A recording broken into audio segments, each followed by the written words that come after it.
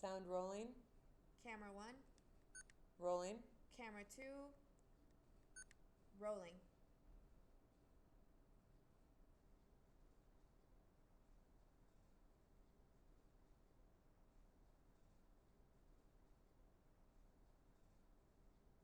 My name is Amalia Leguizamón. I'm an associate professor in sociology and Latin American studies.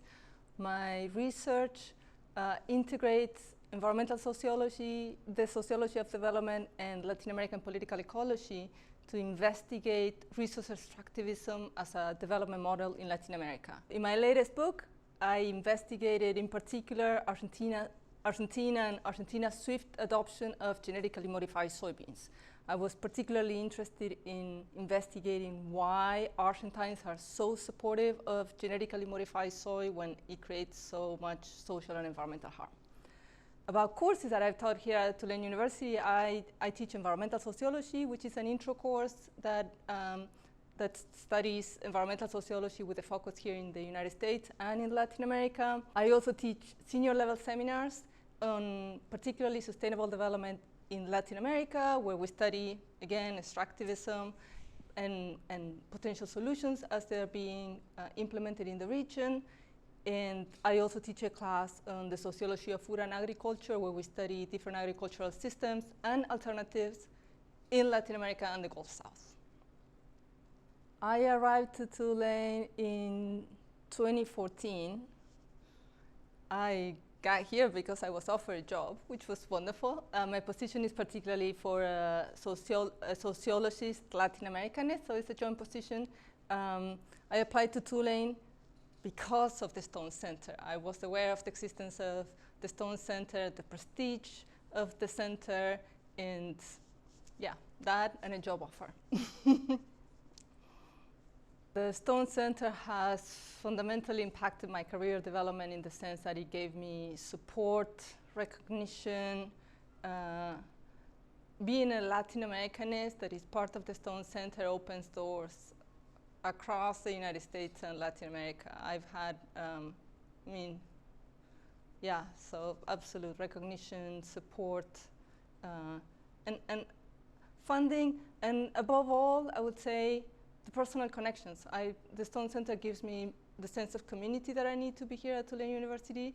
So colleagues are good friends, and certainly a lot of doing work is about the joy of doing work, and that's what I get from the Stone Center. One memory that very much stands out for me of being here at the Stone Center is the day that Berta Cáceres' daughter came to talk. She came to meet us. And I was trying to remember when this happened, and I think this happened around 2018. Berta Cáceres is an indigenous woman, a Lenca woman from Honduras who was murdered, I believe in 2017, because she was an environmental defender.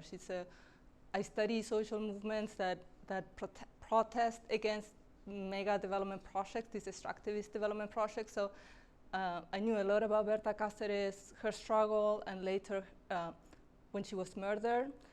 So I don't know when and how, but someone organized, Berta Cáceres' daughter was here in New Orleans, and someone organized a talk, and it was right here in Jones Hall, and it was packed. It was packed. There were so many people, both students, but also from the community, and she and other Lenca women who were part of the struggles were sharing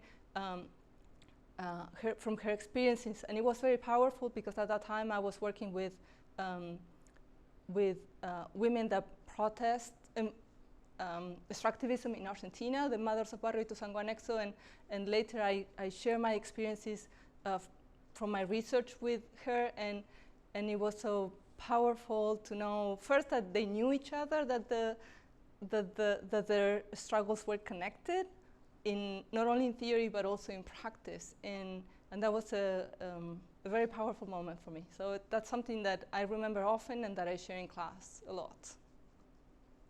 One word that describes the legacy of the Stone Center for me is, or two words, it's in flux, right? We're trying to integrate the history of the Stone Center of the creation of the Stone Center and the development of Latin American studies in the United States in 20th century. And we're trying to figure out what happens next. What does the 21st century look like for Latin American studies? Ka-ching!